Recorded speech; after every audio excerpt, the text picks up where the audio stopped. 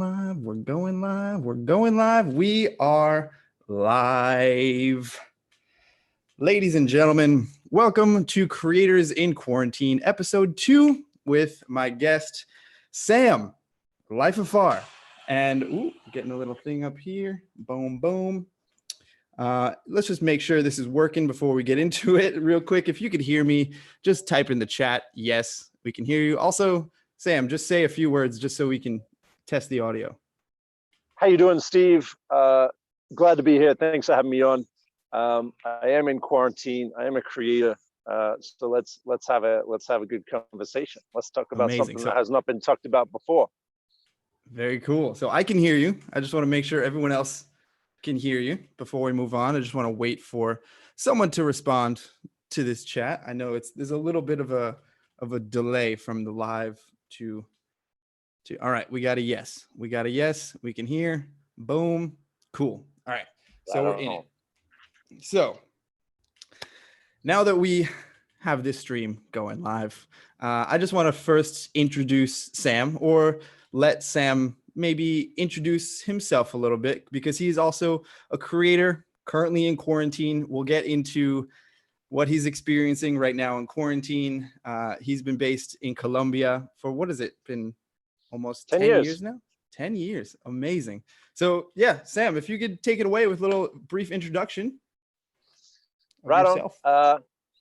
I'm Australian. I was born in Australia to North American parents. I grew up in a small country town in Australia where they actually introduced the cane toad to Australia. Terrible mistake. The cane toads took over the country. I don't know if you've seen The Simpsons, but that was based on true events. I went to school. I get a degree. I followed the 9 to 5 millennial dream that we were sold, and I was like, nope, too predictable. I'm going out. Went and taught English in South Korea. Went to Canada. Did snowboarding there a little bit, and then a friend was like, hey, let's ride to South America. I'm like, brilliant. I've ridden bicycles all my life. Let's do it. And then I'll go back to Australia and return to the real world. Took a week before I realized she was talking about motorbikes, and I had to think about it a bit more, but then I'm like, no, that's a brilliant way to travel. If there's a volcano 100 kilometers that way, it's just easier to do. It's not a 3-day decision. It's like an hour, you can go to the volcano and continue on your way. So I was like, yep, let's do it. I was 25, had the time of my life. I believe I discovered the definition of freedom, riding my motorbike in flip-flops and no helmet along the beaches of Nicaragua with a surfboard that we'd gotten a guy to the world of rack on the side with. And so you could just ride around, jump in the water and surf and just, live for $10 a night in a hostel. It was cheaper living expenses than back in Canada or Australia. And I thought I was going to get to Buenos Aires, sell the motorbike and head back to Australia, right? Because I was doing Whistler, Canada to Buenos Aires, Argentina. And then I passed through Colombia and I saw something happening here. There was no attention, especially at that time in 2010. And I was passing through this country and I'm like, there is so much going on here. I mean, I'll just give you guys a little 360 of what's going on. I mean, it's just like, wow. Especially for motorbike travel, riding through landscapes like this, you get 3 branches of the Andes Mountains and 5 different climate ranges. Colombia was coming into its own, and I saw that it was going somewhere, and that was something I didn't see in maybe in Nicaragua, which had the same potential, but I didn't feel like the people were wanting it and chasing for it. I had been traveling for so long, and just travel after travel, it can get repetitive, even brilliantly new sites and new people. And, there are things that you can appreciate in the new, but I felt like I wanted to start doing something more longer lasting, something, it is. You look for that, the way you can impact, do something. I was always looking for opportunity. And in the transformation of Colombia, I saw that, okay, eventually I'll find a way to, I'll find something to do, some kind of opportunity. I always knew real estate was valuable. So I started a real estate blog in English, as well as signing up in casting agencies to do like to do like acting gigs and in soap operas, whatever it was, taught English. And real estate blog eventually turned into a small real estate agency, which eventually merged with a larger real estate investment group in Medellin.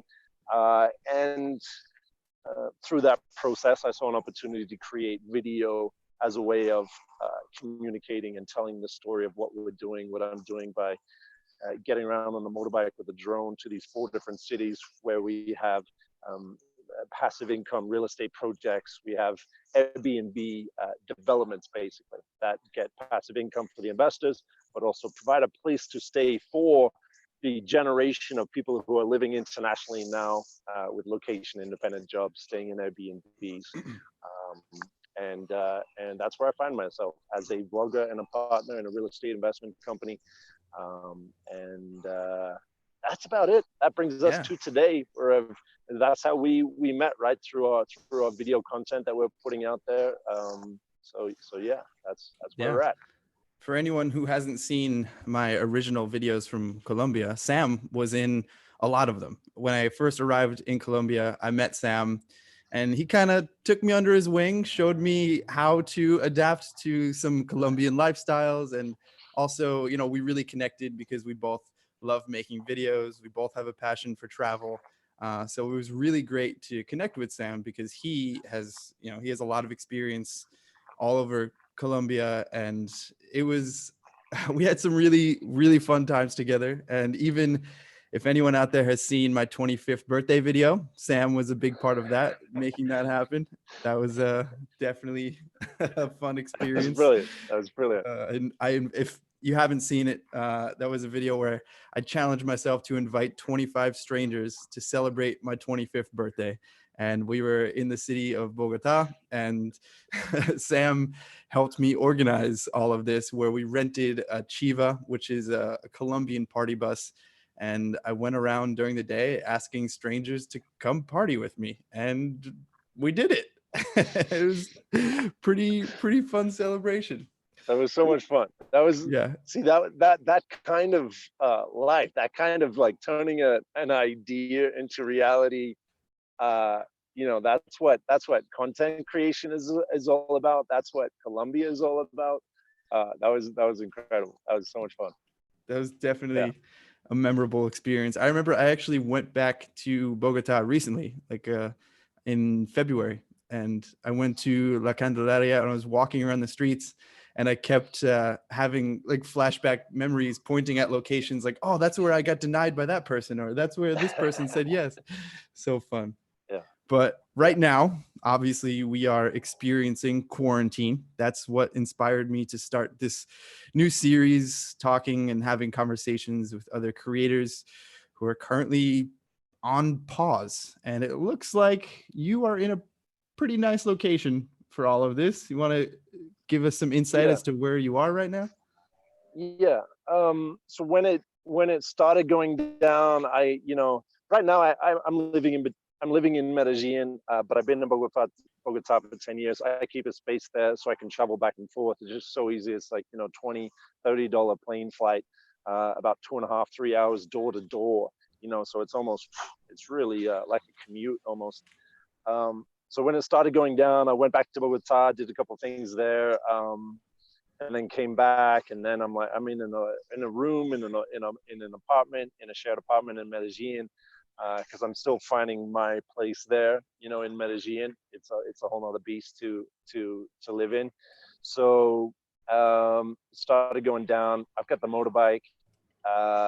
Colombia started the lockdown pretty, like, it's considered like one of the faster responses, right? They did the national lockdown, and then they said, okay, for the weekend, and then we're going to have that day open. And then it's like, no, okay, we're just going to extend it. No, we're going to extend it. So it kind of eased everyone into the fact that, okay, stay in your rooms for a very long time.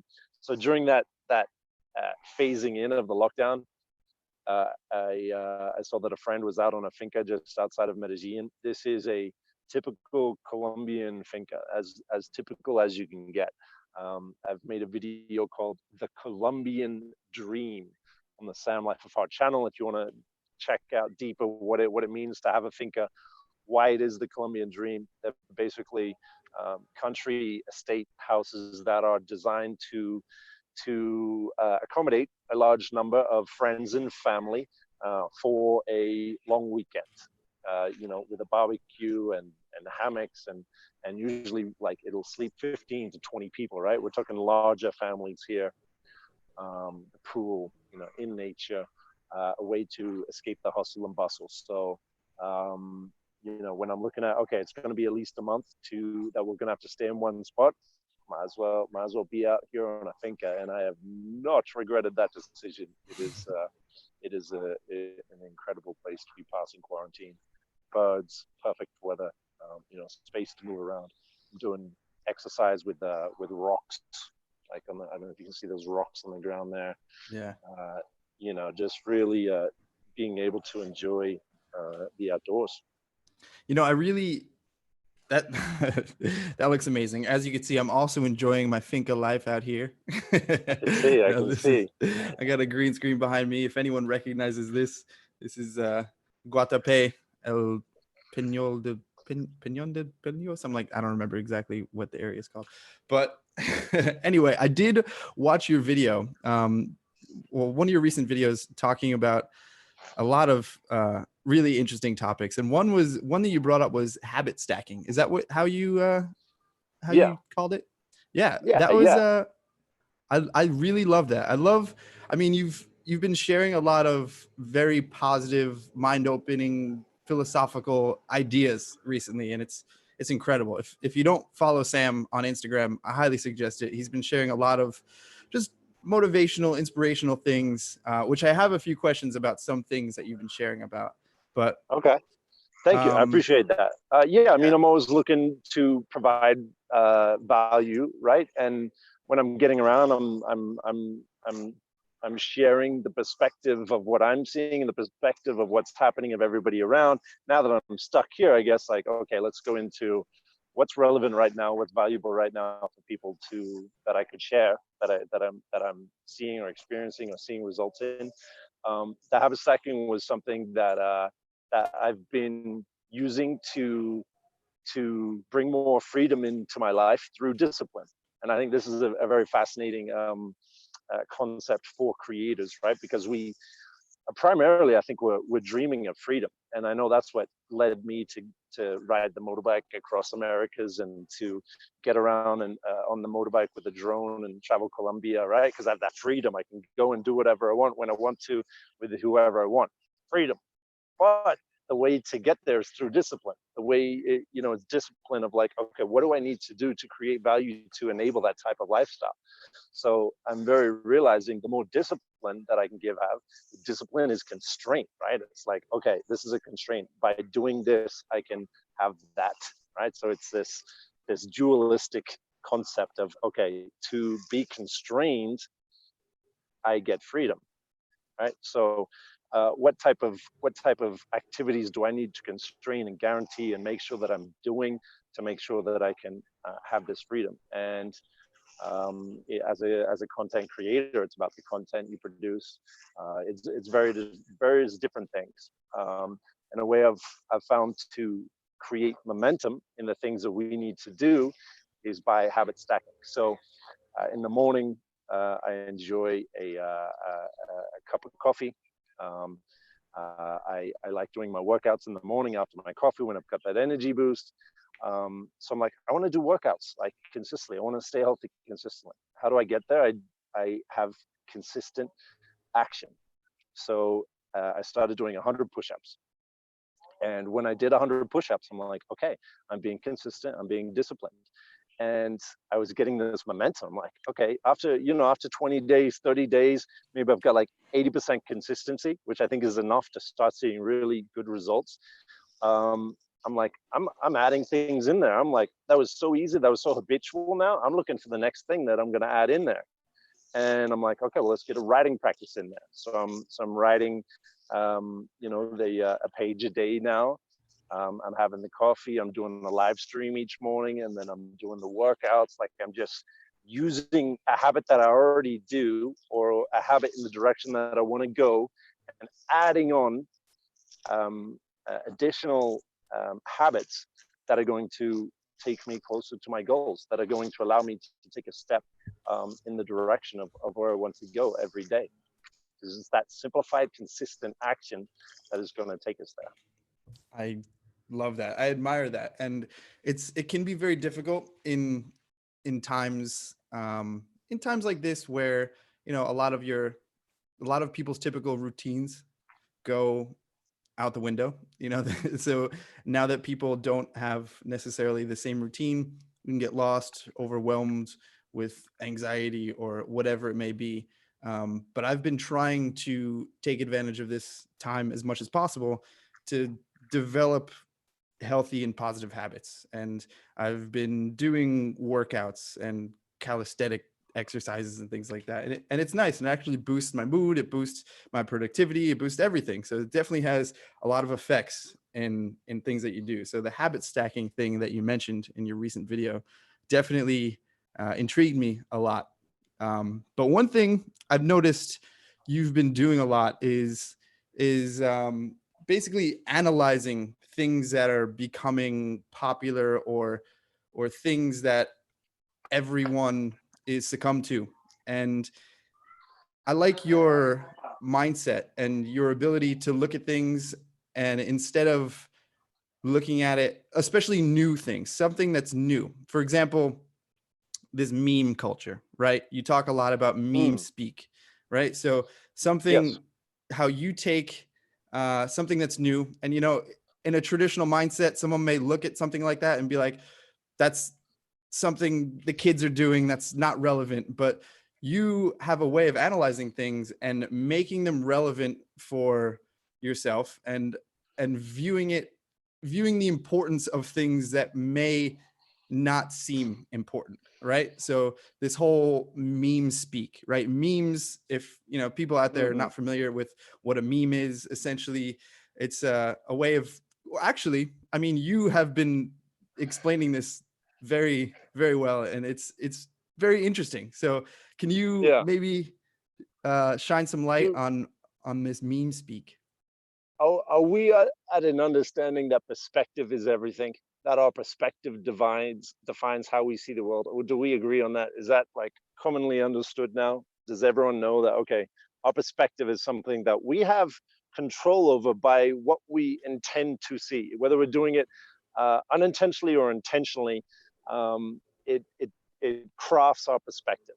My perspective is, from my position or from what I've seen, right? So and I try to be empathetic of as many people. When you travel, you go and you collect the perspectives of everybody else around you. So right now, I have kind of a split perspective between being a YouTuber, someone who is out creating content, getting attention. But then I also have the perspective of being an owner, an entrepreneur in the real estate business, looking for investors to invest in our Airbnb developments, as well as our guests in our Airbnbs. So I'm looking for investors and guests in that sense. On the other side, I'm looking for, as a YouTuber, right? That perspective is, I need as many views. I get paid by however many views I get. From by looking at both of them, by understanding both of them, I can see very clearly that we are operating in an attention economy right now. The value, the value that businesses are seeking, they need attention. To sell their product, businesses need attention. Influencers, YouTubers, Instagrammers, they have attention. Essentially, they're seeking attention, they're building attention, they're curating attention. You look at the most highly valued companies in the world right now, the quickest valuating companies. They're being evaluated on how much attention they have. It's like, oh, how much is TikTok worth? What are the metrics they use? How many users are on there every month? What's the average amount of time that those users are spending there? Which videos are successful on YouTube? It's the ones that retain attention. If people are watching the entire video, if people are sharing that, spreading that attention, right? Those videos spread. So we're in an attention economy from my perspective. I don't, I think some people are talking about it. Businesses are evaluated by it. The negotiation between a business and an influencer is all about how much attention are we going to get and interchange. And, so I look at it from that perspective, and then I'm looking at, okay, how do we get attention is something. How do we communicate a message? Attention for what? To share a message. How efficiently, how effectively are we sharing a message? If you're trying to tell a t-shirt, and so you're going to do a 2-hour webinar to get someone to buy a t-shirt, is that the best way to share a message? Is that the most concise and universally understood message? If you do a 2-hour webinar to sell a t-shirt, you better hope they're going to speak the same language, that they've got the time for that, right?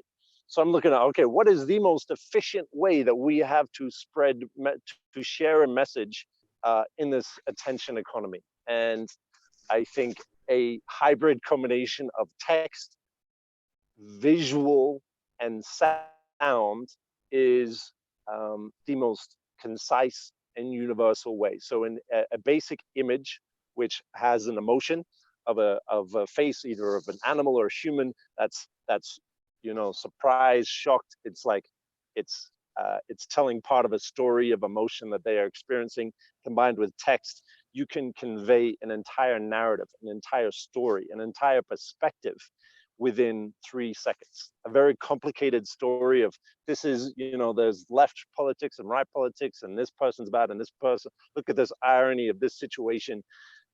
You can convey a very complicated message, a very complicated story in a matter of 2 or 3 seconds with the right emotion and the right bit of text. And the sound is obviously the most, I would say, viral type of meme, right? You look at the 9 out of the 10 most viewed YouTube videos and music videos, right? A very simple idea combined with music and sound. It's catchy. You look at the rise of TikTok. I see TikTok as a superior meme creation tool. You can easily provide a popular, viral, catchy tune with a bit of text and a bit of image, and boom, you can reach millions of people. So I've dubbed this meme speak. I think we are. I think meme speak is the most concise and universal language, or no, not language. I'll say form of communication. The most concise and universal form of communication that we have on the planet today, that we can all learn with the apps on our phone and use. And so I'm going to keep saying that until someone proves me wrong. And in the meantime, in the meantime, I'm learning it myself. I'm navigating this uncharted territory that we're in. It's very interesting. I love the keywords, the token verb you're putting in there, the attention economy. Very true. I mean, that's what everyone's looking for. Everyone just wants attention, and how you do it, it's very adaptable. With social media, with meme speak, with TikTok being a wildly popular app now. People's, and it's interesting to see the different platforms, based on the different platforms, the type of content you create is obviously different. Like with TikTok, you have such a small amount of time to capture someone's attention, or else they'll swipe, they're gone. You lost them within, you probably have maybe 2 seconds before they make a decision whether they're going to move on or not. But with something like YouTube, where we can have long form conversations like this, it's way different. So you have to be able to identify how you're going to capture someone's attention and what strategies you're going to use. But yeah, really interesting. I mean, what intention do they have with their attention, right? So on YouTube, their intention is usually because I want to travel, I want to know about Colombia. So they go in and they look and they see Steve pop up, they see my videos pop up, and they're like, oh, okay, great. Like, and the YouTube is suggesting other videos that are related to their intention of travel vlogs around South America, whatever it may be. And so YouTube takes you down a rabbit hole, guided by your intention. TikTok, you don't really have an intention, right? The AI algorithm in TikTok figures out what your intention is. If you're looking at pretty girls twerking, TikTok's going to be like, I'm going to give you more pretty girls twerking, right? Like whatever you watch on TikTok, wherever you're flipping through, oh, it's a joke, it's a prank, oh, it's a twerk, ooh, right? If you hang around for the twerk, TikTok is going to send you more twerking videos. They're going to give you an intention. In this noise of information, if you do not have an intention, you will be intended upon based off the algorithms and all that stuff. So. Boom, boom, dropping those knowledge bombs. So I want to shift a little bit toward Colombia, because I have a lot of people who have come to my channel who have seen my videos of Colombia. And I mean, obviously, you know, you've been living in Colombia for 10 years now. So I think we actually have some questions in the chat. Boom. So first one related to Colombia. Sam, why Medellin? Bogota is the place to be. That's what someone says. So I know you just moved to Medellin after living in Bogota for a very long time. What influenced you to make that decision to move to Medellin? And can you maybe compare and contrast the two cities a little bit? Right. Medellin is a turnkey, beautiful place to live. You know, perfect weather, the cafes and the restaurants and the bars and the people and the lifestyle. And, you know, you walk around, you're just like, this is brilliant. This is so nice. So, you know, it's really becoming the spot for a lot of people who work online. You know, maybe they make $1,000, maybe they make $3,000, $4,000, $5,000 a month. And they're just like, where do I get the best bang for my buck in the world? And you know, stay focused online, stay productive online. It's Medellin. They're just going to Medellin. It's just in the same time zone as the US. And you know, they can get their work done, walk out the door, and it's peaceful and nice, and it's just such a nice lifestyle. It's nice, it's comfortable, and that's kind of why I didn't go there, because I'm like, like when I first went through 10 years ago, I'm like, okay, I get this. I've seen this in other places, you know, where it's just going to be the nice and comfortable spot to be. And I'm like, yeah, it's got that potential, great. But it wasn't as unpredictable, as exciting as I found Bogota, and especially at that time when Bogota, it just didn't have its own identity together, but it was just this chaotic mix of all of the cultures of Colombia, and Colombia is literally, well, not literally, it's tangibly 5 different countries in one, right? Different climate zones, pre-internet, cheap, affordable, accessible domestic flights, right? When you had to travel 18 hours on land, and you've got headlines of, oh, you know, kidnappings and the narco terrorist kind of past, that was in the headlines, even though you could probably safely travel around. Just having that one headline is going to mean your mom is going to say, no, you can't travel to Medellin on a bus for 12 hours. Like, you know, so imagine Colombia before that for so many centuries. Like it's these different, from Medellin to the coast, to Pasto, to the Llanos, like the Eastern Plains. And then you've got La Guajira, and then you've got Cartagena, which was its own kind of tourist bubble for so long. So it really isolated in different geographies. Bogota is a mix of all of it. And that's why Bogota is the place to be, because it is a mix of all of that. 500 years of history throughout the indigenous Muiscas who were there. And then the Spanish came along, and they put in the Candelaria Centro Histórico, and then you've just got this bubbling up of culture and of museums and history and art and theater and parks and libraries, and the nightlife is the best in Colombia. I had a lot of fun. I met, you know, it doesn't attract the people who are looking a comfortable place to be. And when you're a comfortable place to be in Latin America, you know, you get retirees, you get people with a lot of money, and then there's like, yeah, you know, that's how gringo bubbles happen. And Bogota, there's no chance of not for the near future anyway, a gringo bubble happening.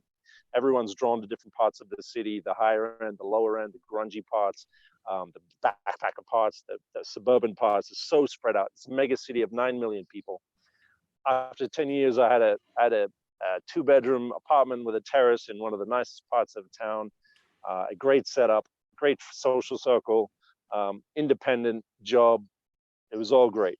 But what's happening at what we're doing at LifeAFAR, our company, what's happening in Medellin by being a hotspot to the digital nomad location independent generation that is being formed in Medellin. It was time for me to plug into what we're doing as a company, where our board of directors is, where our where our HQ is, our headquarters, as we're expanding to Puerto Rico and Portugal, as well as plugging into the being on the ground and meeting these people firsthand.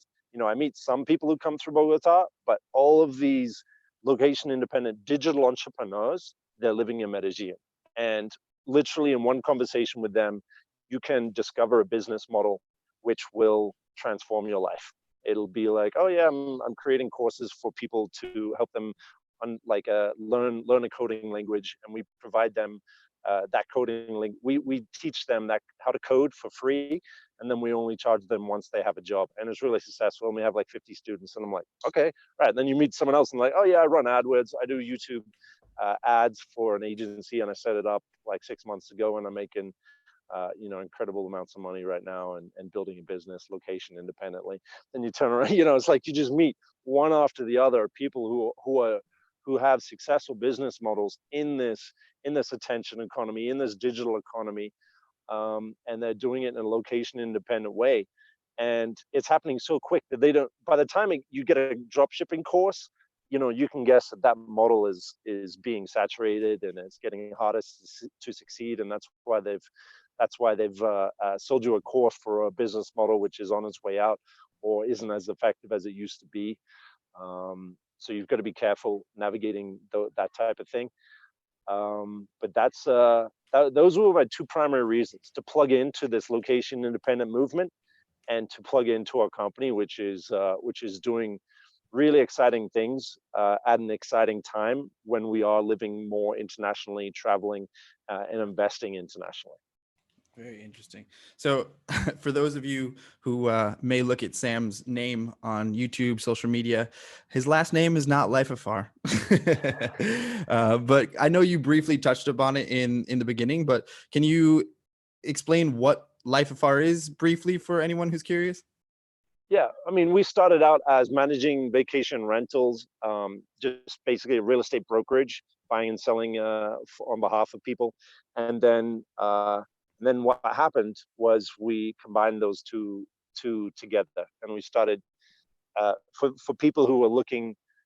The greatest thing you can create as a business is time. So the people who were looking to have a property in Medellin that they could stay in for 2 weeks or a month each year, and the rest of the year when they're not there, have it being rented out, and the rental income gets sent to them each month. And preferably you're renting it out on the short-term rental market, which generates higher yields because you're renting it out at $100, $200 a night, as opposed to $1,000 a month or $1,500 a month.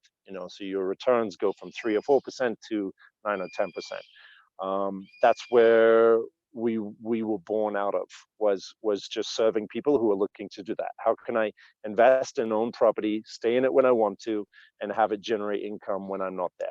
And that is LifeAFAR. We create.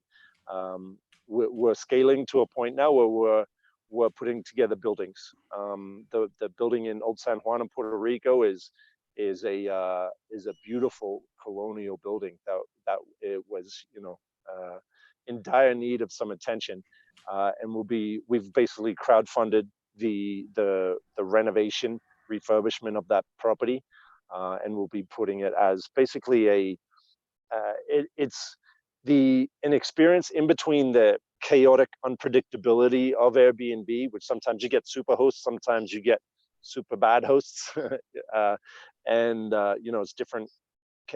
Sometimes the Wi-Fi is good, sometimes it's not. And then you have hotels, right, which are always convenient, predictable, but you don't have that unique flavor. You don't have that that more local integration that you have with an Airbnb. So we're going right in the middle, and that's the LifeAFAR sweet spot, right? As a great rule for any business, create a new category, find the blue ocean, and we're finding that blue ocean between the Airbnb and the hotel experience. So you get the convenience and the predictability of a hotel. You get that local uniqueness, independence that you would have in an Airbnb. Love it. It was really cool being able to come to Colombia and see LifeAFAR thriving. You know, I was helping you make some videos, and I was actually staying in some apartments and seeing the infrastructure of the business and how well it's managed. And it was really, you know, really amazing to experience that and come there and see it for myself. But I want Yeah, to. and having you there was really beneficial as well, because I mean at the time we had, well, you know, we're a vacation rental and real estate investment company, and then you're like, what?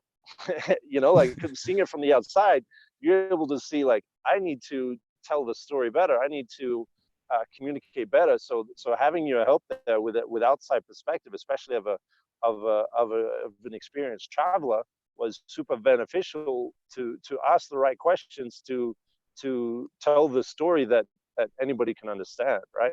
Yeah. So that was great having you come through, man.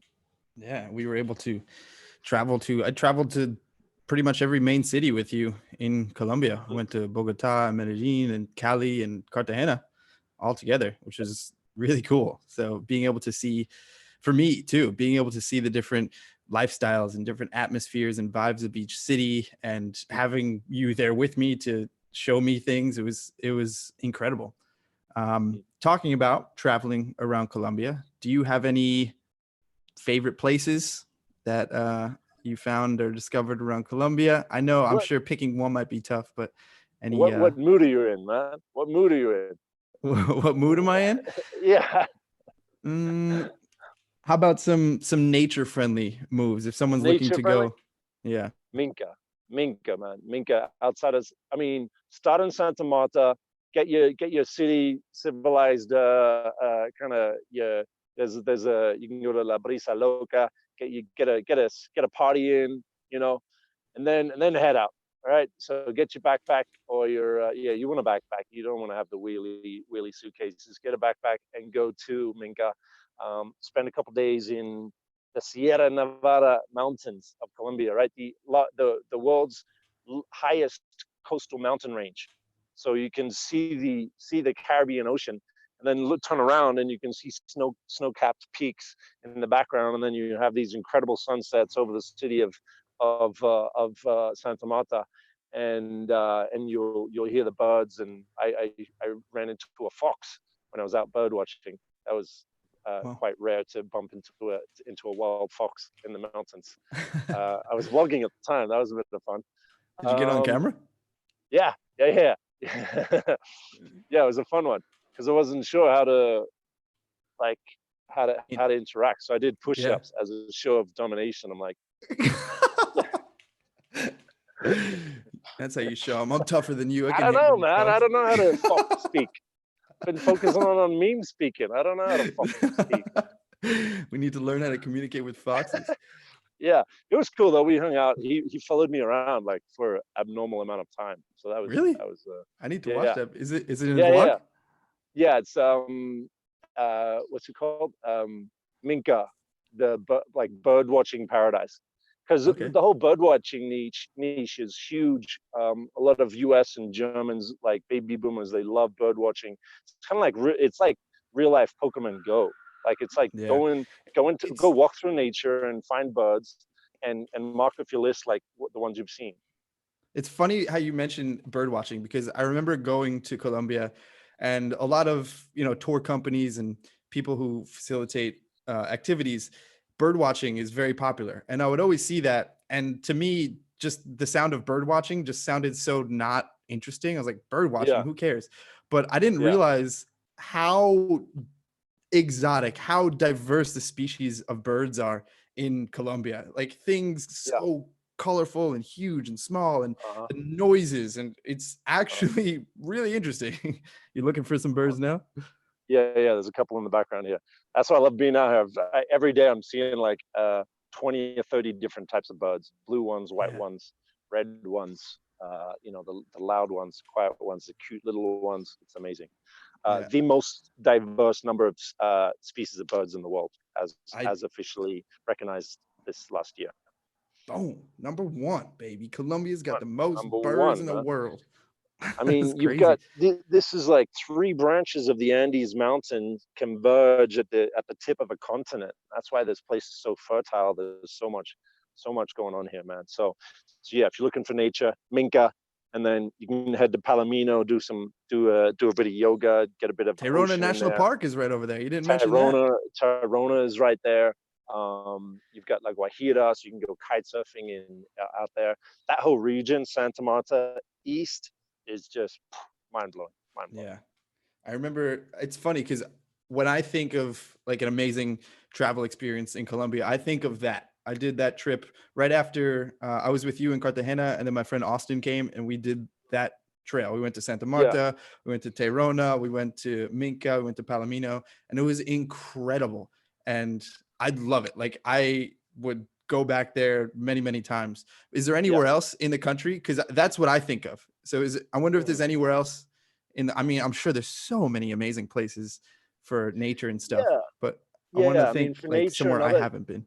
yeah, somewhere you haven't been would be out towards Los Llanos. So Villavicencio, head out to San Jose de Guaviare, which is just a small town. But from that town, you can rent a motorbike for like $15 a day, a little, and What get out with region your of the mates, and you country? can.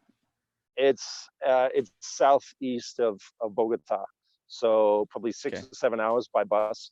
Probably on bus, yeah, 7 or 8 hours from Bogota. And you're going to go out past Villavicencio. You've got Caño Cristales, the Rainbow River. That's out that way. Mm, If you've seen any compilations of montages of Colombia, the Rainbow River, and that Guatape you got behind you there, it's oh one wait. of the top ones. But yeah, from San Jose to Guaviare, you can go full Indiana Jones. It's like a rock city. There's caves, there's waterfalls, there's another kind of rainbow colored river. So yeah, get out for a bit of adventure there. You can go into like these Colombian safaris and see the world's largest rodent, um, thousands of birds. There's safari type adventures out there. And you get the beautiful Janeiro type sunsets and just another Amazing. gorgeous part of the country. And then yeah, in Meta, there's even you can go rafting and go to these more river style paradises, which I really like, the freshwater paradises. There's even one where you can go rafting with one of the ex-FARC groups. So one of the groups that used to be part of the Resistance, and they run tourist experiences through there, rafting, and you can camp overnight in a guerrilla campsite. Wow, So that sounds that sounds like an adventure. That's yeah, crazy. yeah, I've been meaning to do that one myself.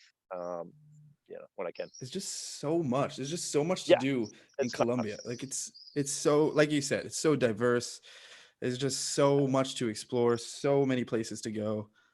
Yeah, Ugh. I mean, after 10 years, the first 7 years I was getting around on my motorbike. Now the last 3 years, it's been my job to get around, right, and show what's Yeah. going on. And I'm still just like, the list only gets longer. It Yeah. doesn't get shorter. Like you cross something off, and then on my videos, like there's people like, oh yeah, what about this and this and this? I'm like, oh my god, stop. You could spend a lifetime exploring Colombia. It's crazy, Yeah, man. There's man. so much to do. Yeah. Yeah, it's about the journey. It's not one particular destination, and that's maybe to its detriment, but maybe it's strength as well, right? Like Peru has Machu Picchu, so you have millions of people going to Machu Picchu, and then they figure out all the stuff around it. Colombia, it's got its Tirona, it's got its Rainbow River, it's got Cartagena, but it hasn't got that big one, right? That gets everyone in. Yeah. So it's more of a slow burn. But in terms of tourist numbers, compared to 10 years ago, when there were relatively few, I think that's when it was about 2 million foreign visits per year. Now we're up to around 6 million, in a Wow. space of 10 years. So the word is certainly getting out, but I think it's got a long way to go, especially if you get Mexico at like 40 million or something like that. There's a lot of room for growth. So obviously, one thing that a lot of people perceive Colombia is due to the past, all of the cartel affiliations. But Mm. in terms of travel, a lot of people are watching videos on YouTube about travel in Colombia, but people still have their reservations, their thoughts Yeah. about the current state of Colombia. So Yep. if the ultimate question is Colombia dangerous, how do you respond to that for someone who's never been? Yeah. It's amazing how much of our world is defined by our fears, and our fears are usually what we think about what we don't know. Like that literally defines our world right now. Like Yeah. we think that our neighbor is dangerous, and that's why we stay where we are. And when I was traveling south from New Mexico, they're like, "Oh, you're going to Mexico? Make sure you get a gun." And then I'm in Mexico, and we got greeted by these bikers who took us in and made us a big stew and gave us beers, and we hung out for 3 days and became best friends. And then we're like, "Oh, we're going to Guatemala." And like, "Oh, be careful, those Guatemalans. They'll be they'll be the ones that'll get you." And just again and again we just have this fear of what we don't know, and it defines us, it defines our fears, and it defines the stereotypes, it defines the headlines that they get our attention with. And the most dramatic headlines out of Colombia for many decades is, yeah, okay, like the absurdly large number of exports and the millions of dollars and the sex, drugs, and violence of the cartels. There is nothing more dramatic than that, right? They make the best telenovelas, they make the best headlines, they get the most clicks. The same way Trump gets the most clicks, Pablo Escobar and his story gets the most clicks, right? It's the most dramatic, the most sensational, that gets our attention. We are addicted to drama in order to learn something and not, get kicked out of the tribe, right? We want to learn from other people's mistakes. Like, oh, that guy fucked up. That guy said something bad.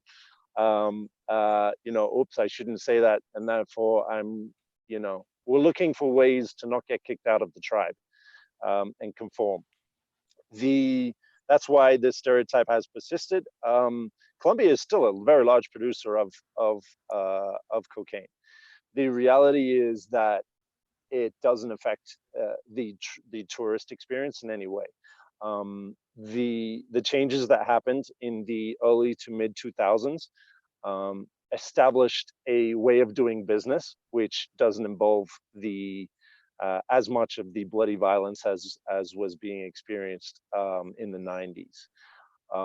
There were formal and informal agreements that allowed the country to flourish. And you've seen it through the GDP, you've seen it through all types of international and foreign investment over the past 20 years that have been flooding in and building up and allowing the country to realize its potential more. Now, that is with still one foot on its neck through the corruption, through the informal businesses, through the industries which are controlled by the same families that have always controlled it. But this is challenges that are faced in every country. Some places they're just more hidden, or sometimes it's in a different format. It's just not so blatantly magically real as Colombia. um, so is it dangerous? No. Is it, are you going to go and like establish, like do some nefarious activities in Colombia? Yeah, it'll be dangerous. Like, are you going to go and travel around and like go to Santa Marta and see all of this nature and be a respectful foreigner? No, it's not dangerous at all. Are you going to go and do business in a traditional or in a new industry? No, it's not dangerous, right? Are you going to go and try and compete with people who have been doing business very differently than you have for a very long time, potentially, right? So same, but you could say that same thing in these in a modern country as well. So is it dangerous? No. That's why everyone who's traveling to Colombia is having such an incredible time. Or they're traveling around South America and they're like, yeah, Colombia was my favorite, and they're posting it on Instagram, Facebook, and documenting their adventure. And everyone else is like, yeah, that looks fucking brilliant, so I'm going as well. And that's why Colombia is growing the way it is, because it is safe for tourism. Oh, what a freaking answer that was. Wow. I'm sure that definitely, definitely opened some insight into a lot of people, because a lot of people just, like you said, they're just succumb to the fear. They see the headlines and they read what they Yeah. believe. But like from my experience, travel, like you said, traveling as a tourist, going to these locations and going hiking, go to these nature spots. No, you're Hmm. not. It's not dangerous in those terms. Yeah. Obviously, with the saying, like in Medellin, no dar papaya, don't give papaya. Like, don't give Mhm. someone a reason to rob you. Essentially, be smart. Yeah. Petty crime Yeah. still happens, but that happens everywhere. So Yeah, that as a tourist, that is your safety precaution that you want to be sure of. You're not flaunting around too much wealth. That's going to get the attention of people who are looking for ways to feed their family this week. That's a really great absolutely. traveling rule of thumb. But yeah, the tourism and even just violence in general is pretty well accepted. Like, there's a way of doing business now, as long as you're not causing violence in the streets. There's ways to do business, right? So like, it's, if you are causing violence, the business stops and everyone loses. So Yeah, everyone wants to do business. Everything is negotiable here. So yeah, that's kind of the way it is. cool. Real quick, just want to bring some attention to Jedge. John Edwards Jones just donated $10 super chat. Boom, boom. Thanks, man. Oh. He also had a question a couple minutes ago when we were talking about regions of Colombia. He said, "How Mm. about Choco region and Nuqui, Nuqui? Yeah, Do you know what that is? yeah, Where's yeah, that?" yeah. So that is on the Pacific coast, right? So Colombia, you have, coming from Panama, you've got two coasts, the Caribbean, which turns into the Atlantic, and then you've got the Pacific coast. The Pacific coast it's got one of the most pristine, longest untouched areas, but it's also where there was a documentary about how they were building submarines for one of Colombia's most famous exports. You've got Buenaventura, which is a port city. In general, port cities are not the prettiest. But Buenaventura, it's getting there. But Nuki is north of there. You've got to fly in. There may be some roads, but I'm sure there are going to be some bumpy, dirty roads. Now that I'm in Medellin, I'm going to be exploring that a bit more, because I believe you do fly from Medellin. So that's one of the places I haven't been to, because they're like Leticia, Nuki. You've got to fly there to get there. And so I usually travel by motorbike. But yeah, from Yeah. there, apparently it's very beautiful Pacific coast, and you can see the whales. And then off the coast from there, you've got Isla Gorgona, which is where you can find a monkey-ridden, abandoned prison with diving and hammerhead sharks and whale sharks off the coast of the island. So yeah, whole nother bunch of adventures waiting out that side. Nuki is definitely on the list. Yeah. You really got to make an effort to get out there, but that's in my plan soon. Cool. Maybe we can make a trip together. I'm down, man. Let's do it. So we're coming up on an hour here. I don't want to hold you too. Any questions? We got any? We got all the questions. We're open books My out here. internet, um, my internet just cut out. Can you hear me? Yeah. Yeah. Okay, cool. So yeah, what kind of current projects are you working on? What's going on in the life of Sam? Well, the travel vlogs are on hold for now. A situation we find ourselves in. Um, I've been, there's rules and principles that I've been following. So right now I'm live streaming every morning on Instagram and Facebook on Sam LifeAFAR. Um, I'm streaming a morning cup of intention, which is basically an intention that we can have for the day to help us navigate the chaos to where we want to go, navigate through chaos to where we want to go. Because if we do not have an intention, and we just open our phone in the morning, we're going to go wherever the phone wants to take us, wherever the external vibrations of the world want to take us, which right now, for the first time ever, is a collective coronavirus story. So to navigate that, I'm live streaming intentions that we can use to navigate the unknown. and we are very much so entering the unknown right now, uncharted territory. So what things can we do? What things can we intend upon our reality to navigate that? I've also taken this extra free time to launch a project around coaching creators to help monetize their brand, to help realize that brands are using content. Like brands are content, essentially, right? You've got your logo, your images, your product, your service, and they have attention to sell a product. Creators create content.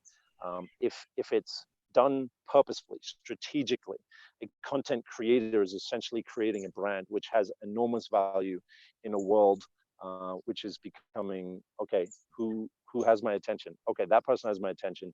I'll do business with them. If they know about you, they can do business with you. Content creators have the majority of the skills to create a very valuable brand in this attention economy. But many creators are looking around. It's not purposeful, or it's not building a business with business equity behind it, right? It's doing trades. Give me some nights in your hotel, and I'll give you a video. It's hard to make a living. It's hard to build equity, build wealth, and generate cash flow as a creator. So I look at where the path that I've been on, which is creating content which has gotten me equity in a business, which is generating equity as well as cash flow. And I'm looking at, okay, how can I lead and help and coach other creators to do the same? So I'm launching a coaching program which are going to take creators through that process to create wealth and generate cash flow through the content, and be able to live a life of disciplined freedom, because you do need to have a discipline when you are in that freedom of the unknown, that freedom of abundance, right? Because that discipline is going to be generating purpose. It's going to be generating your direction and the life that you live. So that's what's about. I guess if people want to get in contact with me about that, they could send me an email at sam@lifeafar.com, and yeah, we can go through that. I think some one-on-one calls. I'm going to start using a Facebook group for a bit of a private mastermind there, and yeah, get that off the road. So yeah, man, focusing on creating value that is relevant now in this peculiar situation, or content and value that is relevant forever, that will be relevant and valuable in any situation, in the known and in the unknown. Very cool, man. Yeah, love it so much. It was really great chatting with you. Thank you so much for making some time to speak with us, man. And thank you for everyone who joined this chat. Special thanks to Jedge again for the super chat. I'll be doing the next episode on Friday at 11 a.m. for anyone who's interested. You can see some updates on my channel. But again, go follow Sam. The link's in the description to his YouTube channel, his Instagram, his Facebook. Keep up to date with us, and I'll see you in the next one. All right. Any final words, man? Sam? Oh, man, thanks for having me on, Steve. I look forward to when we have the time to get around Colombia again.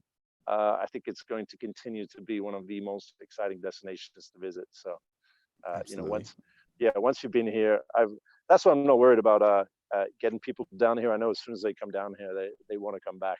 You can see it when they're out traveling. They're like, once you've been to Colombia, you just compare everything else to Colombia, and like, I know, right? Man. I definitely will keep returning to Colombia for many years, especially from the United States. It's a quick flight, compared to going somewhere like in Asia where I've traveled a lot.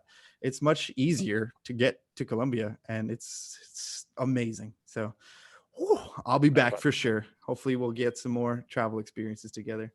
But thanks again, man. Really appreciate you joining this chat, and we'll talk soon. Cheers, Steve. Awesome stuff. Take it easy. Bye, everybody. Thanks for watching.